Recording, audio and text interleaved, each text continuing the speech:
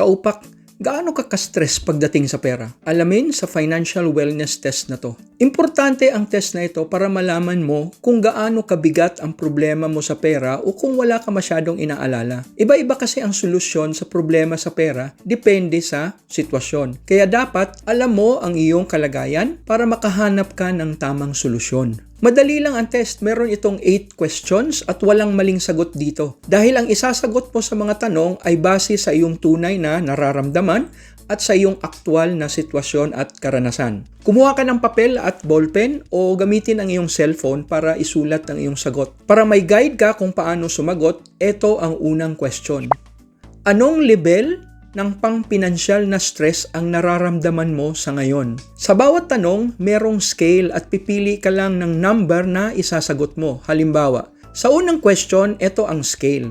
Simula sa number 1 na ang ibig sabihin sobra-sobra ang stress na nararamdaman mo hanggang sa number 10 na ang ibig sabihin ay walang kahit anong stress. Sa gitna ng scale, meron ding mataas na stress at mababang stress. Piliin lang ang number na sa tingin mo ay applicable sa iyo at isulat ito sa papel o i-type sa cellphone. Huwag mo masyadong pag-isipan kung ano ang isasagot hanggat maaari.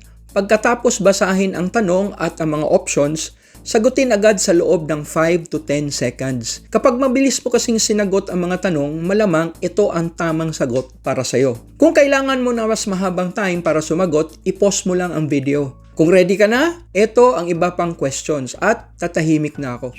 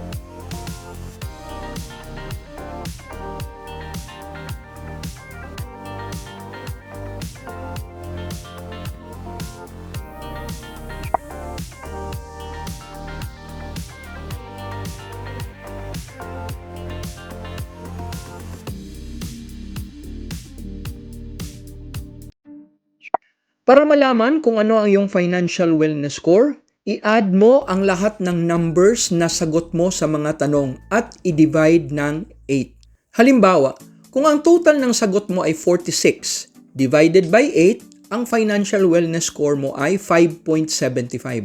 O ayan, i-compute mo na. Ito ang ibig sabihin ng iba't ibang financial wellness score. Kapag malapit sa 1 or 2 ang iyong score, ang ibig sabihin nito, napakatindi ng stress mo. Malamang marami kang utang, maliit ang kita pero ang laki ng gastos at nahirapan ka ng husto pagdating sa pera. Kaya napakahina ng iyong financial well-being. Kapag ang score mo naman ay malapit sa 3 or 4, ang ibig sabihin nito ay nakakaranas ka rin ng mataas na level ng stress at mahina ang iyong financial well-being.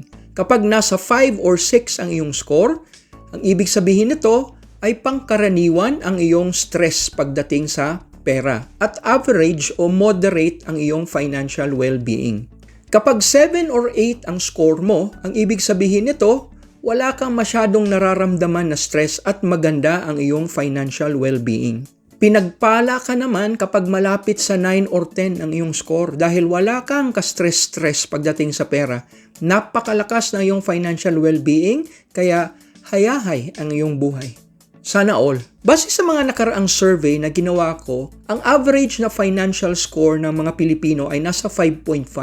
Ang ibig sabihin nito, kung nakakaranas ka ng stress pagdating sa pera, hindi ka nag-iisa. Milyong-milyong Pilipino ang katulad mo rin na stressed sa pera. Kahit ano pa man ang kalagayan mo ngayon sa iyong pinansyal na buhay, umasa ka na makakahanap ka ng solusyon at magagawan mo ng paraan para iangat ang sarili at ang iyong pamilya. Para magkaroon ka ng idea kung paano mapabuti ang iyong sitwasyon, ito ang mga priority na kailangan mong gawin depende sa iyong financial wellness score. Basahin mo na lang muna ang mga ito at ididetalye ko ang bawat isa sa mga susunod ko na videos. Ito ang mga kailangan mong gawin kapag ang score mo ay nasa 1 to 4.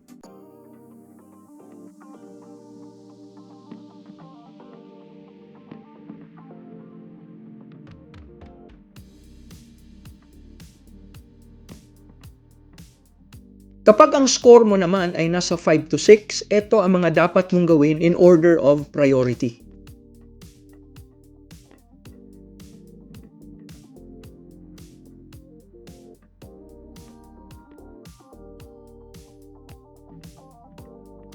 Kung nasa 7 to 8 ka, ang mga gagawin mo ay ang mga sumusunod.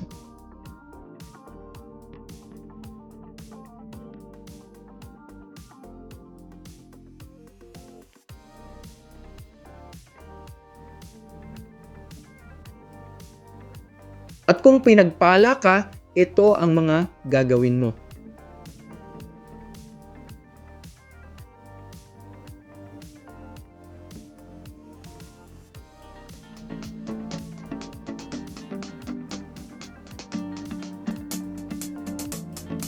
Huwag kalimutang mag-subscribe at i-hit ang notification bell para hindi mo ma-miss ang detalye ng mga ipinakita kong dapat gawin. Kung mataas ang iyong financial wellness score, kumasa ka sa Ipon Challenge. Nandito ang detalye. At kung gusto mo makatipid sa gastos, panoorin mo ito.